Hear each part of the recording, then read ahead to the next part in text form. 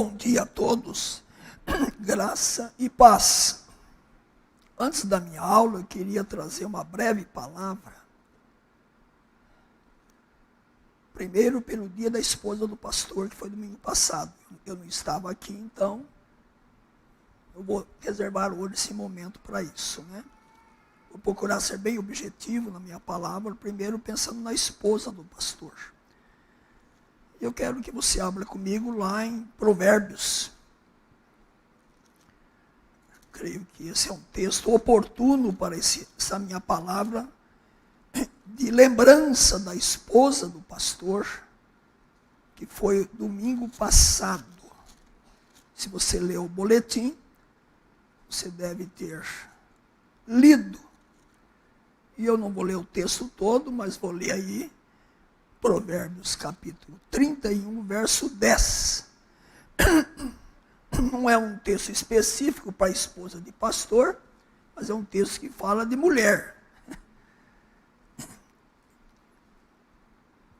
E falando de mulher, faz uma pergunta, depois faz uma afirmação. Provérbios 31, o verso 10. Mulher virtuosa, quem a achará? O seu valor muito excede o de finas joias. Depois continua a narrativa falando dessa mulher virtuosa. Então eu creio que ser esposa de pastor é uma missão nobre, é uma missão abençoada e abençoadora, uma missão difícil, né? E eu enquadro as esposas dos pastores como mulheres virtuosas, mulheres que excedem o valor de finas joias.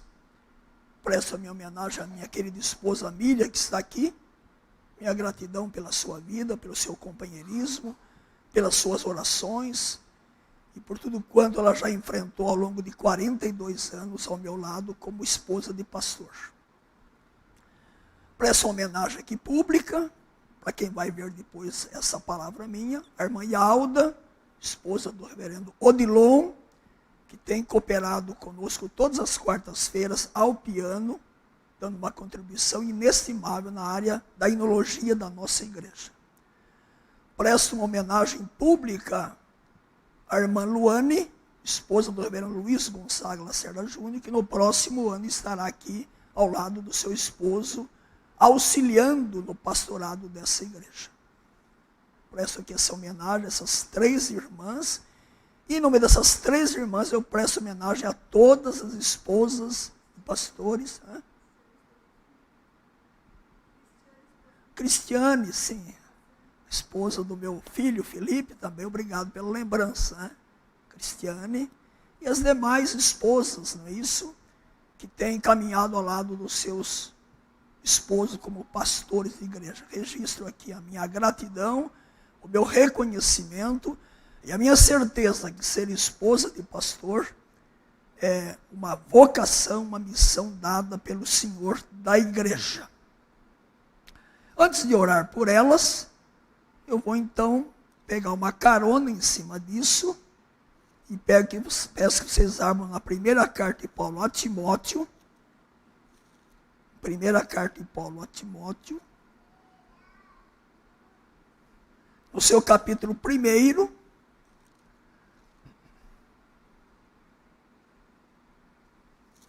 primeira carta de Paulo escrita ao jovem pastor Timóteo, no seu primeiro capítulo, verso 12.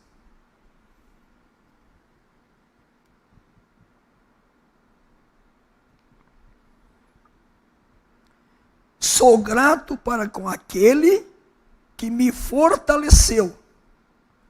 Paulo está agradecendo a Deus, ao Senhor.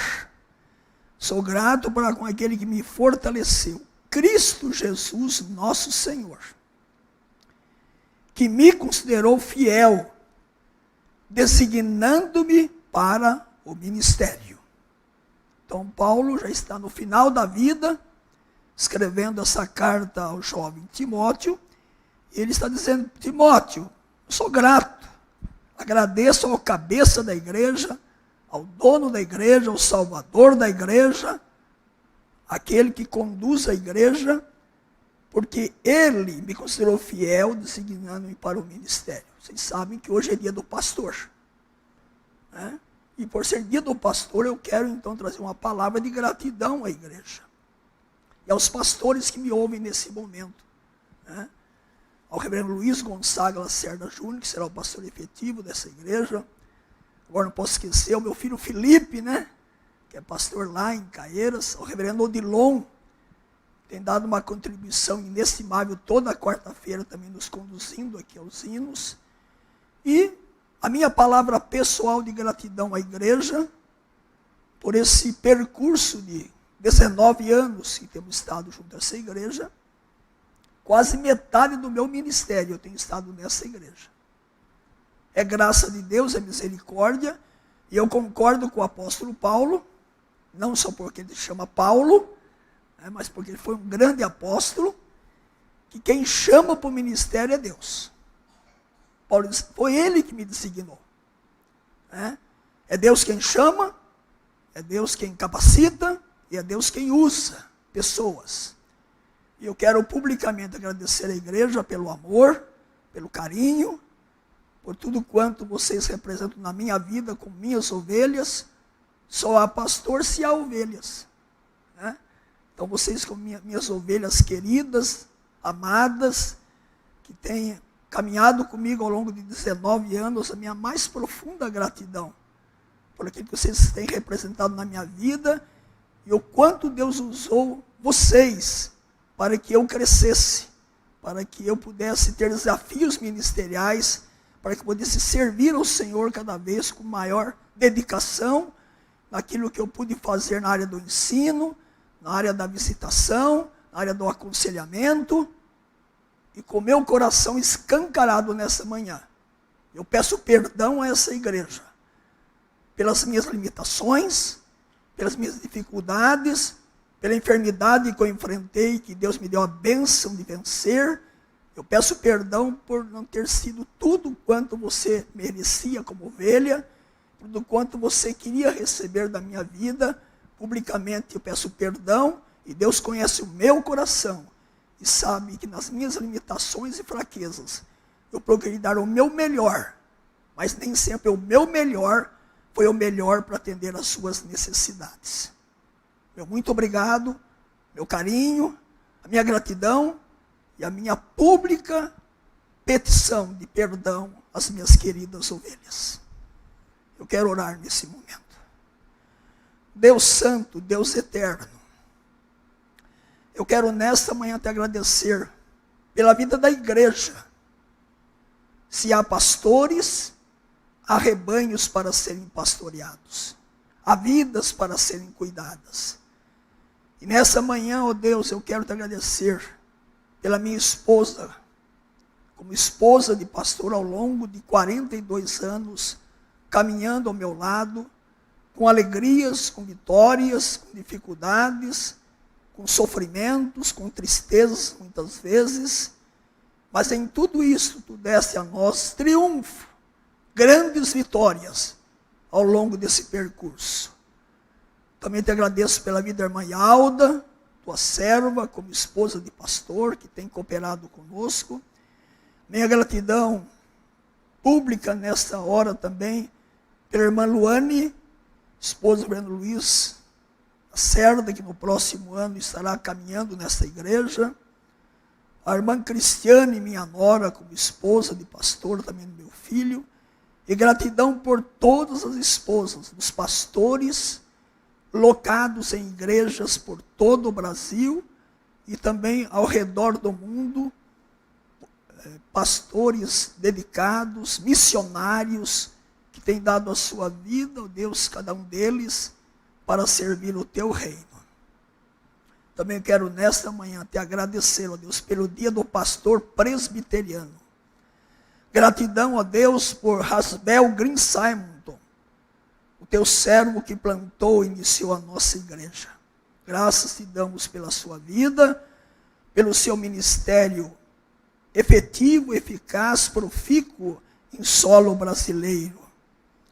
Também a gratidão pelo reverendo José Manuel da Conceição, primeiro pastor brasileiro presbiteriano ordenado, que gastou a sua vida, ó Deus, se dedicando ao ministério. Minha gratidão, ó Deus, nesta manhã, pela minha vida, pelo teu cuidado, pelos anos de caminhada com esta igreja, em outras igrejas. E eu quero na tua presença lembrar o teu servo Paulo, que ele estava agradecendo porque tu o designaste para o sagrado ministério. E diz o apóstolo Paulo que ele foi fortalecido no Senhor. E ele mesmo escreveu que o nosso fortalecimento é no Senhor e na força do seu poder. Muito obrigado por tudo, ó Deus, obrigado por essa igreja, pelas ovelhas ao longo desses 19 anos. Quero tributar a ti honra, glória, adoração e louvor por tudo. Pedimos a tua bênção sobre nós para essa aula, exposição da tua palavra, a tua bênção para o final do ano e a tua bênção para a continuação do trabalho junto a esta igreja. Assim nós te agradecemos por tudo, pela vida de cada pastor, foi muito especial pela vida do reverendo Luiz Gonzaga Lacerda Júnior, que no próximo ano terá a responsabilidade de conduzir esta igreja. Que tu estejas com ele, capacitando, fortalecendo, orientando, para que ele seja instrumento teu para o pastoreio deste rebanho. Assim nós te adoramos, te agradecemos, em nome de Jesus. Amém. Vamos estar abrindo em Lucas, Evangelho de Lucas,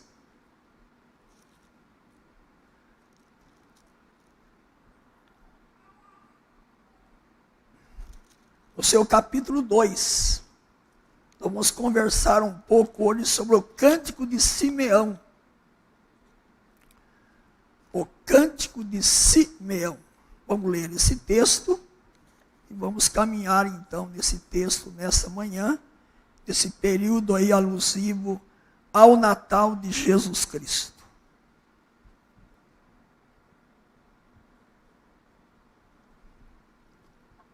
Leitura alternada de Lucas capítulo 2, do verso 25 ao 35.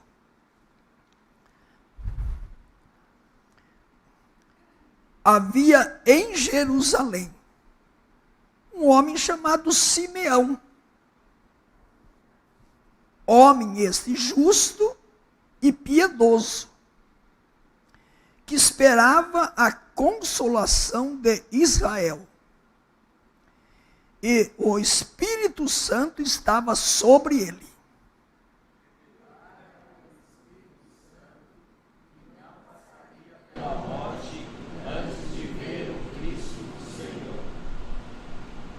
Movido pelo Espírito, foi ao templo.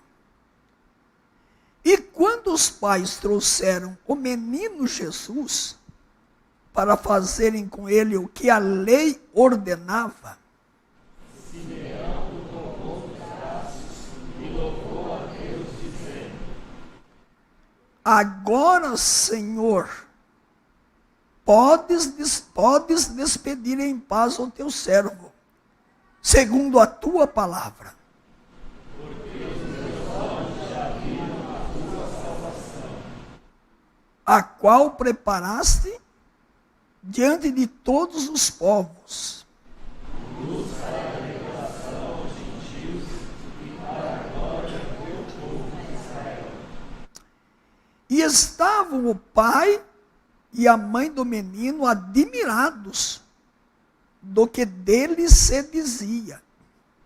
Simeão os abençoou e disse a Maria, mãe do menino: Eis que este menino está destinado tanto para a ruína como para o levantamento de muitos em Israel e para ser alvo de contradição.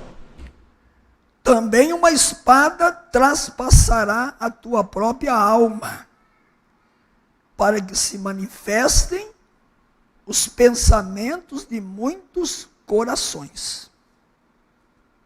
Vamos estar então expondo esse texto e depois também trazendo lições, aplicações para nós, né? Há personagens bíblicos em que você encontra uma abundância de informações. Informações que estão em vários textos. No caso de Simeão, esse é o único texto. Aprove a Deus que Lucas, o médico historiador inspirado, colocasse no seu evangelho o cântico de Simeão. Se ele está aí, ele é inspirado para nos dar informações, para que nós tomemos conhecimento e que nós aprendamos, então, com esse cântico. Como já lhes disse, só aparece aqui, e o texto tem o seu conteúdo, a sua mensagem para nós, né? Então, vamos caminhar em cima dessa proposta nesta manhã. A primeira coisa que o texto mostra é a pessoa de Simeão, que só aparece aqui, né? Não há outra informação. E o que diz sobre a pessoa de Simeão? Veja aí. Havia em Jerusalém um homem chamado Simeão. Então, Lucas já começa assim, né? Não está dizendo que ele era idoso, mas tudo leva a crer que era, porque ele esperava já tempo a nascida do Messias. Não disse se era casado, não disse se tinha filhos. Simeão, um homem, um judeu, né? E aí depois que diz que havia um homem chamado Simeão, vai dizer um pouco sobre ele. Homem este justo e piedoso.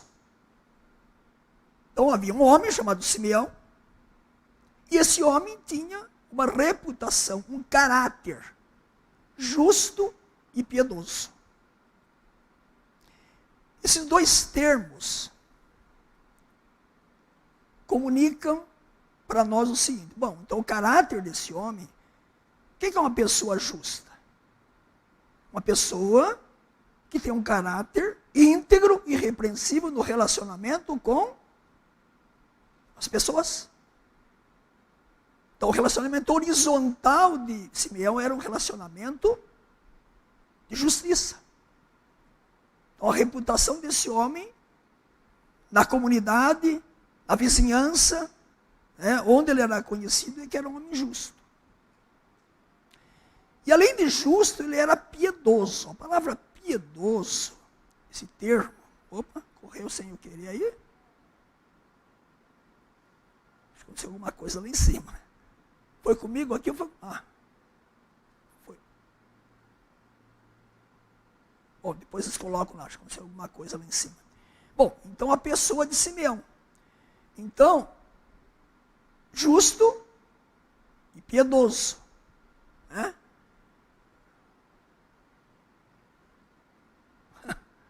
Tudo bem em cima aí? Vocês que estão alterando ou sou eu aqui? Aí, ok. Então, só voltar na introdução. Ok. Então, ele era... E piedoso lembra o quê? O que é uma pessoa piedosa? Como você lembra sobre isso? Uma pessoa que tem uma relação vertical, de intimidade e de intensidade com Deus. Então, Simeão era um homem que tinha uma reputação horizontal, um homem de boa reputação, bem aceito na comunidade, e que tinha uma vida com Deus. A sua relação com Deus era íntima, era intensa. Isso vai ser revelado na sequência do texto. Veja o que diz mais o texto aí. Esse homem, então, era justo e piedoso. Relacionamento horizontal e o relacionamento vertical com as pessoas e com Deus denotava o seu caráter. E que diz que ele esperava a consolação de Israel. E o Espírito Santo estava sobre ele. Vai mencionar 3 vezes aí o Espírito Santo em sua vida. Mas antes de continuar no caráter dele, já tem uma aplicação para mim e para você aqui. Nós, como crentes cristãos, devemos ser pessoas também com o caráter de Simeão. Pessoas justas e piedosas. E a pergunta é, na minha família, no meu trabalho, na minha escola, se alguém perguntar assim, Romeu, você conhece o Romeu? Se perguntar para uma pessoa que conhece o Romeu, o que ela vai dizer do Romeu? Danilo. Se alguém perguntar quem é o Danilo. Enfim, se alguém perguntar quem somos nós, será que a reputação da nossa vida cristã, alguém vai dizer, olha, eu vejo que é uma pessoa íntegra, justa, pessoa crente, não só porque frequenta a primeira igreja, mas porque a forma de vida mostra piedade, humildade, sinceridade, transparência e uma vida irrepreensível. E falando sobre isso, nós sabemos que o universo evangélico, até um certo momento da história da igreja, era um universo em que dizer que era crente ou cristão era atestado de vida o quê? Irrepreensível. Isso não é mais verdade. Isso não é mais verdade no meio evangélico. Dizer que é crente hoje, que é evangélico, inclusive, eu diria que o termo evangélico não é sinônimo de crente mais. Evangélico tornou-se uma opção religiosa. Aí eu sou evangélico. Não comunica praticamente nada mais. Devido a todo desvirtuamento e o mau testemunho dado por aqueles que se denominam evangélicos, ou o termo crente, ou o termo cristão. Então vejam que essa palavra de Deus, dita de Simeão, ela é atualíssima.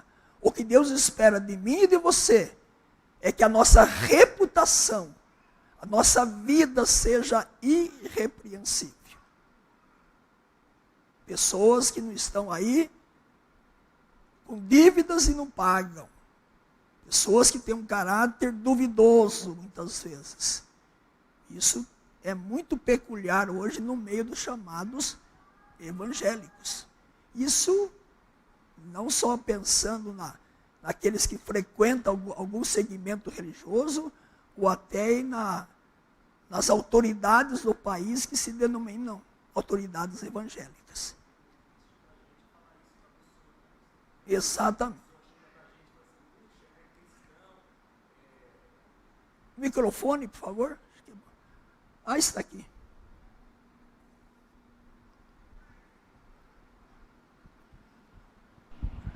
Tá falando que é triste pra gente ter que falar isso para a pessoa, né? Porque às vezes ela chega pra gente, nossa, cristão, eu tenho confiança, né, de deixar. Ela fala assim, olha, igual o pastor falou assim, olha, antigamente era assim, hoje a gente tem que tomar cuidados, né? Porque nem todos que se dizem são verdadeiramente, né? E pra gente, como falei, né? É triste você ter que mostrar isso pra pessoa. Olha, tem que tomar cuidado, não é bem assim. Okay. Mais alguém? Então essa é uma palavra já de aplicação para nós aí no cântico de Simeão, né? Como tem sido testado o nosso caráter, né? Como que nós, como crentes, temos tido um comportamento irrepreensível em uma sociedade corrompida, né? Sociedade corrompida como a nossa, né? Apodrecida no pecado, com dificuldades, né? Então, veja, isso é uma lembrança para todos nós. Então, eu aprendo com Simeão de que eu preciso olhar para a minha vida e dizer, Senhor, se em algum momento eu fui um tropeço,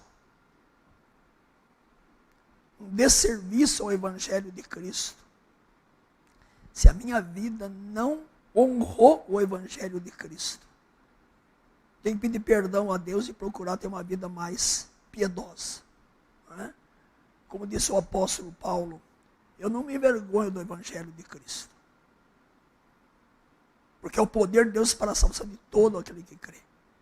Então, há aqueles que não se envergonham do Evangelho. O problema é que há aqueles que envergonham o Evangelho. Esse é o grande problema. Eu jamais devo me envergonhar do Evangelho, porque é a minha salvação. Mas eu nunca posso ser uma vergonha para o Evangelho. E esse é o problema que tem acontecido hoje, de você abrir a boca e todo... E o problema é que o mundo que nos cerca não consegue fazer diferenciações. Aí eu uso a minha palavra que tenho usado bastante, né? Todo mundo entra no mesmo pacote. Né? Isso é triste para nós. Mas essa primeira palavra, então, de lição para nós. Mas veja que o texto continua. O que mais que diz desse homem? Esse homem de um caráter irrepreensível, né?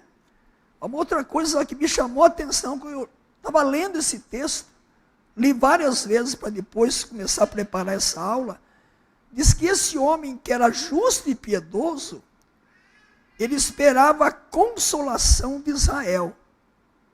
Esse termo consolação de Israel significa que ele esperava o Messias, o Cristo. Então, consolação é a mesma coisa da vinda de Cristo, o Messias prometido, aquele que viria para cumprir as promessas, as profecias do Velho Testamento. Então, esse homem tinha uma expectativa, uma espera de que chegaria o Messias. E enquanto ele esperava a chegada do Messias, veja o que diz o texto: e o Espírito Santo estava sobre ele. Então o Espírito estava sobre ele, o Espírito Santo revelou a ele que ele não morreria antes de ver o Messias, de ver o Cristo do Senhor. E esse mesmo Espírito, diz o texto, movido pelo Espírito, ele foi ao templo. Então, veja que o texto, Lucas fez questão de enfatizar o caráter desse homem, justo e piedoso, e agora colocar 3 vezes o Espírito Santo sobre ele, o Espírito Santo revelou a ele, e ele foi movido pelo Espírito. Isso me chamou a atenção, porque bastava Lucas colocar uma vez. Ele foi movido pelo Espírito e foi ao templo. E lá encontrou o Messias. O que isso me leva a pensar? Que esse caráter desse homem, justo e piedoso, tinha a ver o quê? Com uma vida de intimidade, que eu já disse, com Deus. O Espírito Santo não tinha sido enviado ainda para estar com a igreja. Aconteceu no dia de Pentecostes, Atos 2. Mas o Espírito sempre existiu, ele é eterno. E o Espírito estava atuando nesse homem. A tal ponto, que diz o texto, que estava sobre ele, revelou a ele e o moveu a ir para o templo. O que isso me leva agora a uma lição para mim? Porque a gente lê o texto, explica o texto e aplica o texto. A Bíblia tem que ser lida, explicada e aplicada. O que isso tem aplicação comigo hoje? Bom, esse homem viveu numa época que o Espírito Santo ele não tinha sido enviado. Mas ele operava na igreja, operou no Velho Testamento, ele estava presente. Esse texto me leva a pensar o seguinte: para eu ter uma vida justa e piedosa, eu preciso estar cheio do Espírito Santo, movido pelo Espírito Santo, viver uma vida no Espírito. Simeão não sabia, eu já sei. Efésios 5:18, é isso? Veja lá, o que diz Paulo? Simeão não tinha Efésios para ler, mas você tem. Você tem esse texto para ler. E não vos embriagueis com o vinho, no qual há dissolução, mas enchei-vos do Espírito. Uma vida cheia do Espírito. E como a vida é cheia do Espírito? Verso 19. É cheia da palavra, falando entre vós com salmos, entoando e louvando de coração o Senhor com hinos e cânticos espirituais. Uma vida com gratidão, dando sempre graças por tudo ao nosso Deus e Pai, em nome do nosso Senhor Jesus Cristo. E uma vida com sujeição, sujeitando-vos uns aos outros no temor de Cristo. Então, como que eu sou cheio do Espírito? orando, lendo a palavra de Deus, me encharcando, me ensopando da palavra de Deus. Deus está dizendo. A palavra, o louvor, a gratidão e a sujeição. O que é sujeição aí? Humildade. Me submeter a outro. A gente fala muito de submissão da esposa ao marido. Isso é bíblico. Mas é minha submissão a outro. Esse texto aí não está falando de submissão na vida conjugal. Sujeitando-se uns aos outros. Quer dizer, eu tenho que ser humilde para aprender com o Romeu. E amar o Romeu como meu irmão. O presbítero Anderson, a irmã Dete. A sujeição aqui lembra um relacionamento comunitário de humildade.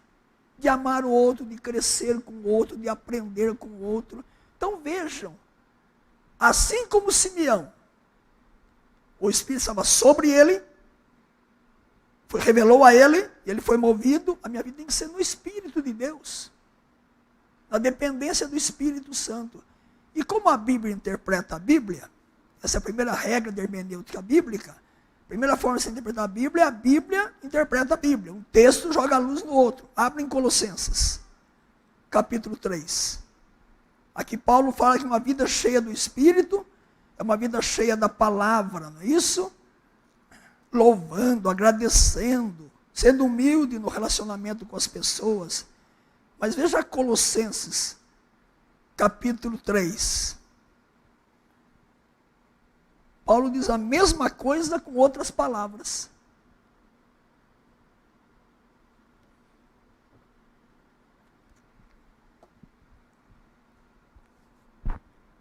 Colossenses 3, versos 16 e 17. Está escrevendo para uma outra igreja e diz assim: habite ricamente em vós a palavra de Cristo. Habitar aqui, é interessante o verbo habitar aqui. No grego, esse verbo significa morar. Morada permanente. Não é habitar aqui quando você vai para a praia, aluga uma casa, fica lá uma semana e vem embora, não é isso? Não. Habitar aqui é morada permanente. Habite a palavra em seu coração permanentemente. E essa palavra tem que morar, habitar em mim, ricamente, com abundância. Em vós a palavra de Cristo, instruí-vos e aconselhai-vos mutuamente. A igreja é uma comunidade de instrução. Um ama o outro, ora com o outro e aconselha o outro. Instruí-vos e aconselhai-vos mutuamente em toda sabedoria, louvando a Deus. Olha lá, Paulo disse lá em Efésios, vida cheia do Espírito e de louvor, louvando a Deus com salmos, hinos e cantos espirituais, com quê? Com gratidão em vosso coração. Lá também ele fala de gratidão. E verso 17, tudo o que fizerdes, seja em palavra, seja em ação, fazei em nome do Senhor Jesus, dando por ele graças a Deus Pai.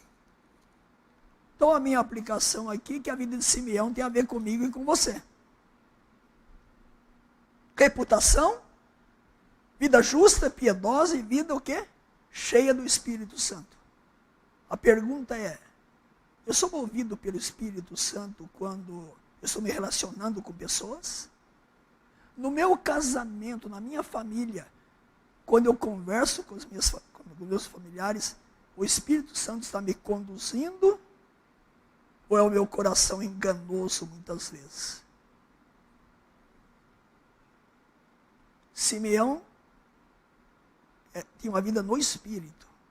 Foi movido, revelou a ele, estava sobre ele. Lembrança para mim e para você, aquilo que Paulo diz lá em Gálatas 5. Para vivermos no Espírito, andarmos no Espírito. Ok? Alguma pergunta? Alguma colocação? Podemos prosseguir? Então aí, e voltando ao texto então lá de Simeão, esse homem que tinha uma vida justa, piedosa, um homem movido pelo Espírito Santo, diz que ele tinha uma esperança. Ele esperava a consolação de Israel. Então ele esperava a consolação de Israel. Messias que viria. Ok, vamos partir então para a nossa... Vamos para o cântico agora, né? A pessoa de Simeão, agora o cântico. O que o cântico diz? Verso 28, não é isso? Antes do verso 28, o que fica impressionante para mim é que no verso 27 diz assim: movido pelo Espírito, foi ao templo.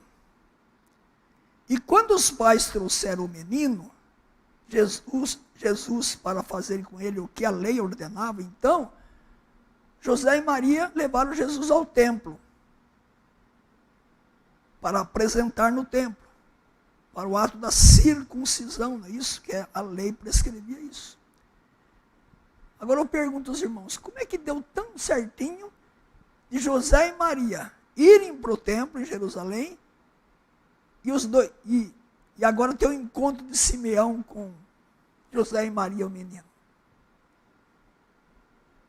Coincidência?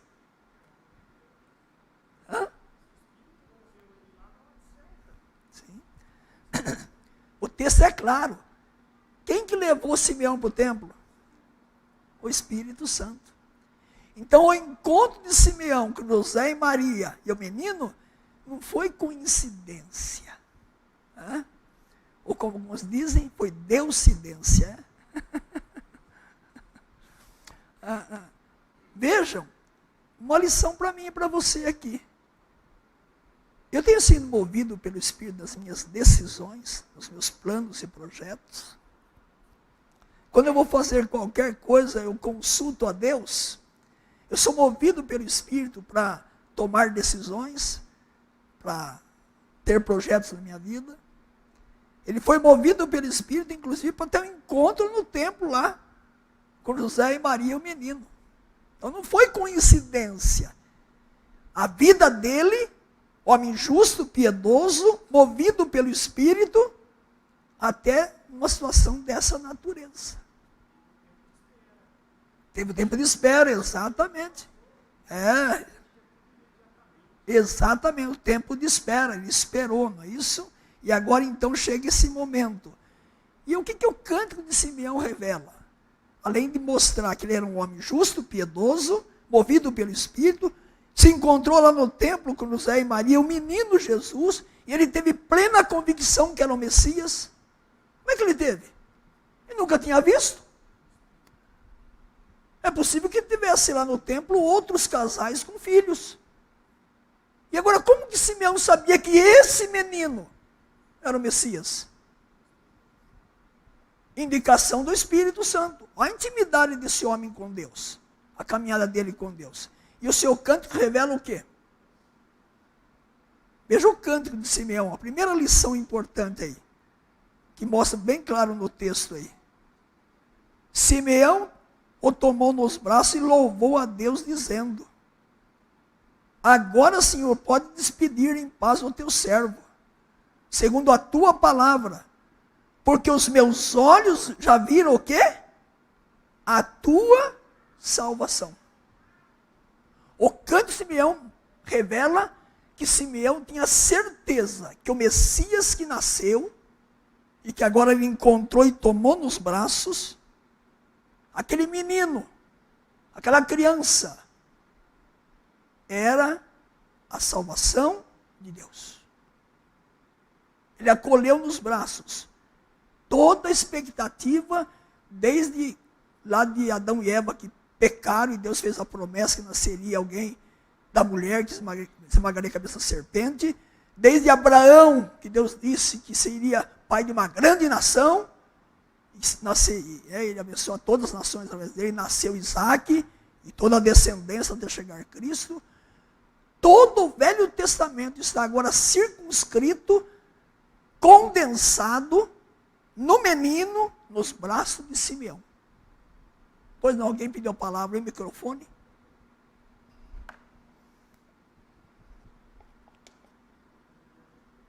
De Simeão, ele passaria pela morte antes de ver Cristo, né? Um grande privilégio que ele teve.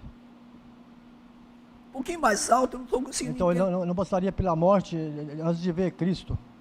Foi um privilégio muito grande. Sim, que ele não morreria antes de ver o Messias. Exatamente. Sim, exatamente. E se você olhar comigo um pouco antes, aqui então ele diz que ele tinha ali, os meus olhos já viram a tua salvação. Volte comigo no capítulo 1, no verso 47. Maria já tinha dito isso.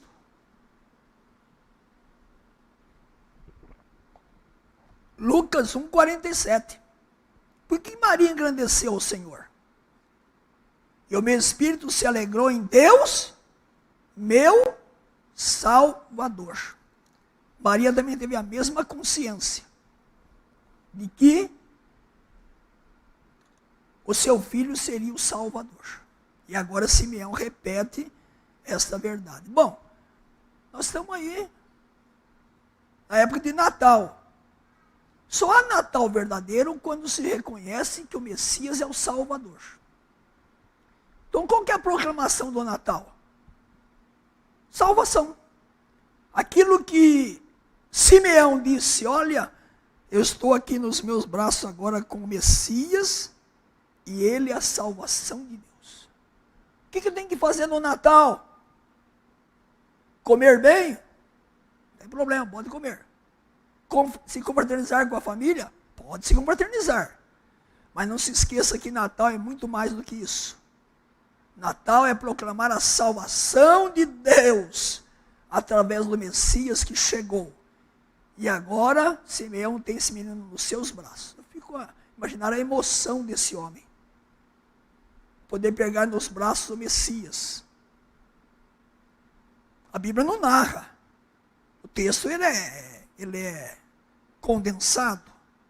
Mas imagina o que invadiu o coração desse homem justo, piedoso, movido pelo Espírito Santo de Deus, quando ele toma nos braços, aqui está o Messias de Deus. Eu esperei tanto por esse dia.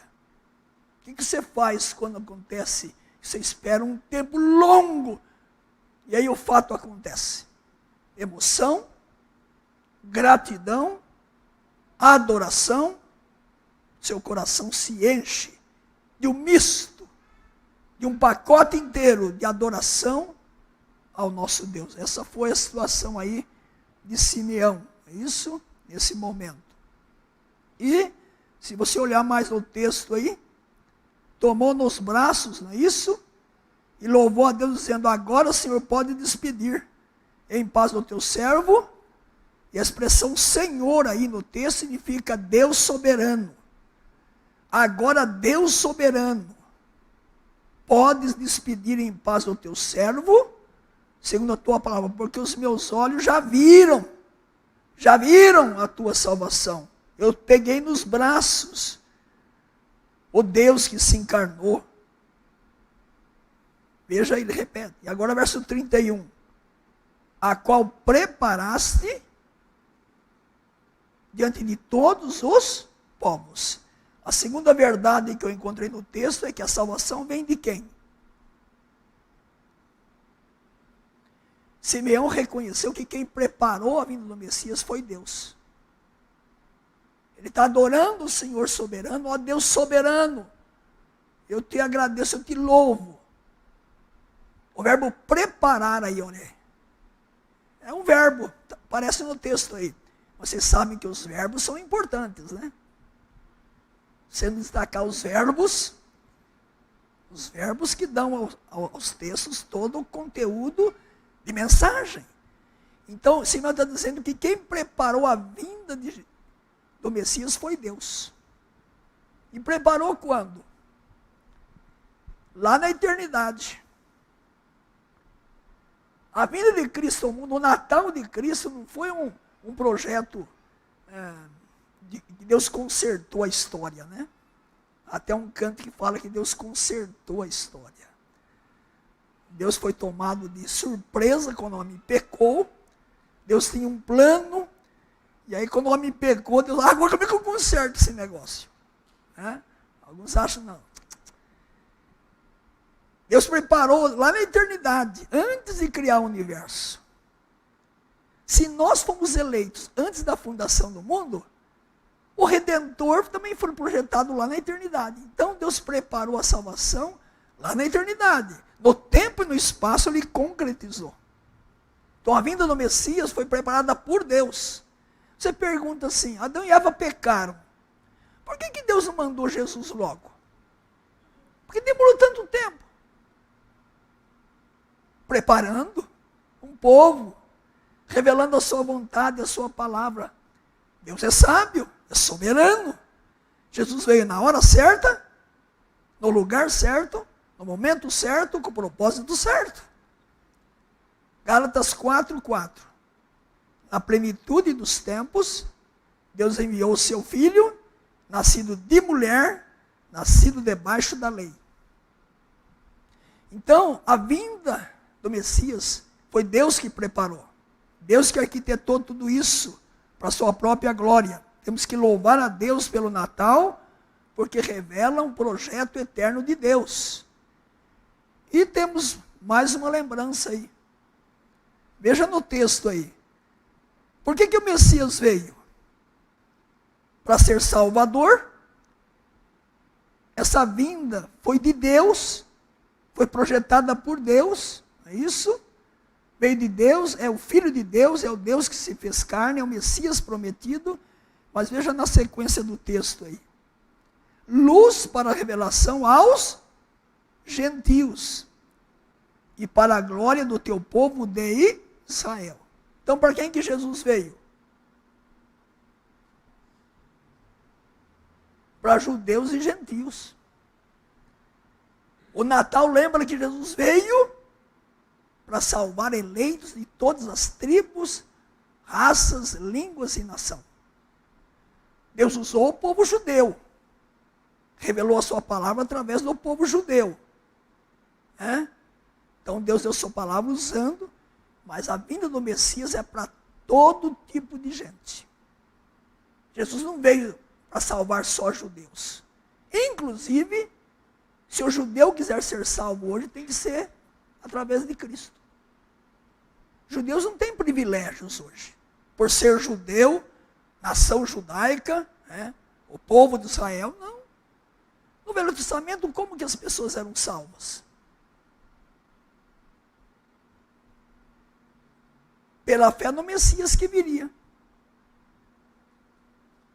Como que nós somos salvos hoje? Pela fé em Cristo que já veio. Então a salvação sempre foi e sempre será através da obra redentora de Cristo Jesus. Então qualquer pessoa pode ter um encontro real com Cristo Jesus. Qualquer tribo, língua, povo ou nação. Bom, resumindo, que o cântico de Simeão lembra a salvação, a vinda, foi vinda de Deus, foi Deus que preparou, projetou para todo tipo de gente. A salvação não é por méritos de ninguém. A salvação é graça, é misericórdia, é presente. O Natal lembra o maior presente da história, para nos dar a tão grande salvação em Cristo Jesus. Essa expressão tão grande salvação, você vai encontrar na carta aos Hebreus. Lá no capítulo 2 diz que a salvação é grande. Se você analisar por que a salvação é tão grande. Primeiro, por causa do seu autor. Deus. É isso? Ela é grande. É magnífica. Foi Deus que projetou e o autor dela agora, quem concretizou, foi Cristo. Ela é grande por quê? Porque salva pecadores como eu e você. Depende de nação, de posição social. Ela é grande nos seus resultados. O que a salvação faz comigo? Ela me tira da escravidão do pecado, me liberta do jugo de Satanás, me purifica de todo o pecado, traz justificação, eu sou justo diante de Deus. O que mais? Eu sou filho de Deus, garante a vida eterna. Estou lembrando algumas coisas aqui, o pacote é grande, né? Me dá vida eterna, me dá paz ao coração, dá sentido à vida, esperança à vida, expectativa da volta de Jesus. Se alguém perguntasse para mim, Paulo Gerson, você abriria a mão da sua salvação para ter outro tipo de vida? Jamais! Qualquer tipo de vida sem Cristo é morte, é desespero, é angústia. Eu já disse algumas vezes nos meus sermões que viver sem Cristo dá ânsia de vômito. A vida sem Cristo dá náuseas. Só a vida com Cristo satisfaz. Essa é a salvação que o Messias trouxe e que Simeão pegou no colo. Bom, qual a minha palavra aqui nessa manhã? Você não pode pegar Jesus no colo mais. Ele cresceu, ele morreu, ele ressuscitou, ele está à destra de Deus, intercede por nós e voltará. Você não pode pegá-lo no colo, você pode abrigá-lo no seu coração. Ter na sua vida, que muda a sua história completamente. Mais do que pegar o menino Jesus no colo e louvar a Deus como fez Simeão, eu posso louvar a Deus porque Ele está entronizado no meu coração. Muito mais importante do que isso. Se você que está aqui nessa manhã, ou você que está me ouvindo pela internet, ainda não conhece o Messias, não tem Jesus na sua vida, que o seu Natal seja com Jesus. Um Natal diferente, verdadeiro. Porque Deus preparou para pecador a vinda do Messias, a mensagem do Cristo Redentor. Ok, posso continuar? Alguma pergunta? Então eu vou continuar, é a última coisa do meu estudo. Veja o final do texto. Veja como termina o texto. A partir do verso 33. O 33 mostra o encanto dos pais.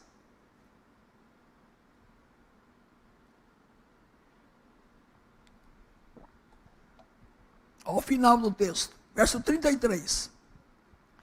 E estavam o pai e a mãe do menino admirados do que dele se dizia. É interessante Lucas narrar isso, né? Veja, José e Maria, dois pecadores. Maria, uma moça pobre, uma judia. Agora, ali, ouvindo tudo isso sobre Jesus. Quem sabe uma aplicação aqui para nós como pais, né? Quando alguém chega e diz, olha, seu filho é uma bênção, né? Nossos filhos não serão iguais a Jesus, mas eles devem viver aos pés de Cristo, né? Então vejam que os pais estavam admirados daquilo que estava sendo dito a respeito de Jesus. E o final do texto diz, Simeão os abençoou e disse a Maria, mãe do menino. Até agora, louvor, gratidão. Eu posso morrer já, posso me despedir, posso ir embora. E aí diz aí, Simeão os abençoou e disse a Maria, mãe do menino, eis que este menino está destinado tanto para a ruína, como para levantamento de muitos em Israel, e para ser alvo de contradição. Também uma espada traspassará a tua própria alma, para que se manifestem os pensamentos de muitos corações. Veja como é que termina esse texto. Primeira coisa, como é que Jesus veio para trazer o amor de Deus? E agora Simeão diz que ele vai trazer ruína ou levantamento. Vai trazer contradição. Nós sabemos que diante de Jesus não há neutralidade. Não há meio termo. Ou você está salvo ou está perdido. Então, diante da salvação em Cristo, não há meio termo. Eu estou meio salvo. Eu vou pensar. Eu vou analisar um ano inteiro, ver se eu aceito a Cristo, se eu quero ser salvo. Então veja, que ele veio mesmo para causar divisão. Vocês conhecem uma família que tem 2 convertidos e 2 não convertidos? Acontece. Essa família pode viver harmonicamente? Pode, mas vai ter divergências. Os pais convertidos, os filhos não. Uma família. Então veja que diante de Jesus não há neutralidade. Ou você está salvo ou não está. Ou ele é pedra de tropeço na minha vida, ou ele é o meu Salvador. E essa mensagem é bíblica. Vocês querem abrir comigo? Em Atos capítulo 4. Veja lá. O Natal é época de divisão. No sentido de salvos e não salvos. É isso? Quem recebe a Cristo e quem não recebe. Quem está salvo e quem não está. Atos capítulo 4 já começa essa mensagem clara.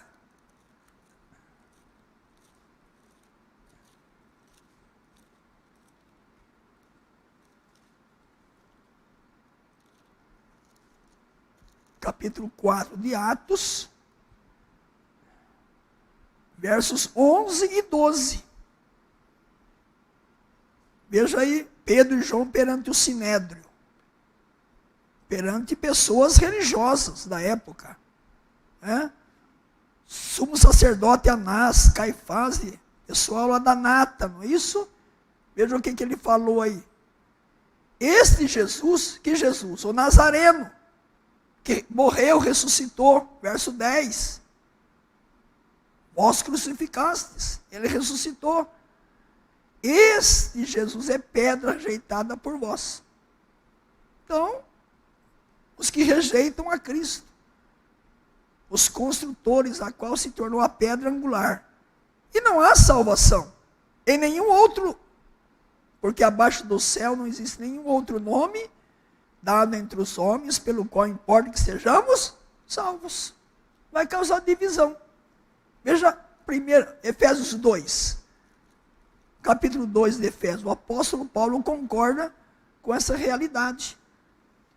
O Natal é uma época de divisão, de contradição. Jesus é a pedra fundamental. Efésios capítulo 2. O verso 20. Edificado sobre quem? Sobre o fundamento dos apóstolos e profetas, sendo ele mesmo, Cristo Jesus, a pedra angular.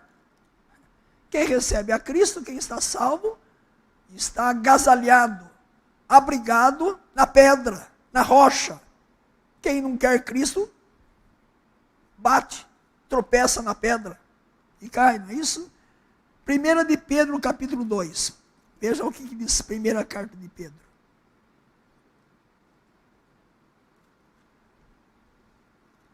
1 de Pedro, capítulo 2. A partir do verso 6. Veja o que Pedro fala da pessoa de Cristo. Do Messias que Simeão tinha nos braços. Pois isso está na Escritura. Estou lembrando da Escritura lá de Isaías. Isso está na Escritura, já tinha sido revelado por Isaías. Eis que põe em Sião uma pedra angular, eleita e preciosa. E quem nela crer, não será de modo algum envergonhado. Para vós outros, portanto, os que credes, é a preciosidade. Mas para os descrentes, a pedra que os construtores rejeitaram, essa vez será a principal pedra angular. E pedra de tropeço e rocha de ofensa. São esses os que tropeçam na palavra, sendo desobedientes para o que também foram postos. Então é claro, está claro isso aí, nisso. Entendeu? Então, Natal causa divisão. Você pergunta, o que é Natal para você? Para mim Natal é Papai Noel. O que mais? Para mim Natal são os enfeites de Natal. O que mais é Natal? Natal é uma mesa com leitoa assada, pururuca. O que mais é Natal para você? Natal é isso. Férias, viajar. Para mim Natal não é isso. Pode ter tudo isso, Mas se não tiver Jesus... Então, Natal causa divisão. Que para mim, Papai Noel não é Natal. Os enfeites, pode até ter árvore de Natal lá com pisca-pisca, mas a árvore de Natal com pisca-pisca não é Cristo, não é o Natal. Então veja que o Natal é o momento em que há uma linha divisória. Os que conhecem o Natal verdadeiro, o Messias que Simeão teve nos braços, né? E os que não querem Jesus no coração, na vida. E termina o texto aqui, mais diz o texto, voltando lá em Lucas, uma palavra para Maria também. O que Simeão disse? Veja que ele foi um profeta, né? Um homem, o cântico dele fez profecias. Ele profetizou. O que diz o final do texto?